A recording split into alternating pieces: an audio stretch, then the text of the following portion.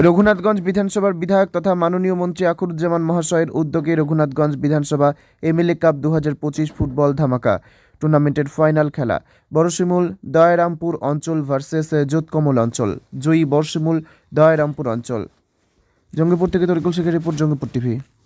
দেশের হয়ে প্রতিনিধিত্ব করেছিলেন।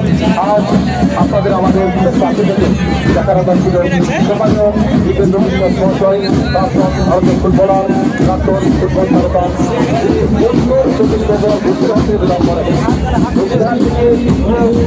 সময় কতদিন ধরে আপনার আমার মন্ত্রণালয় ডাকে আমন্ত্রণ জানাতে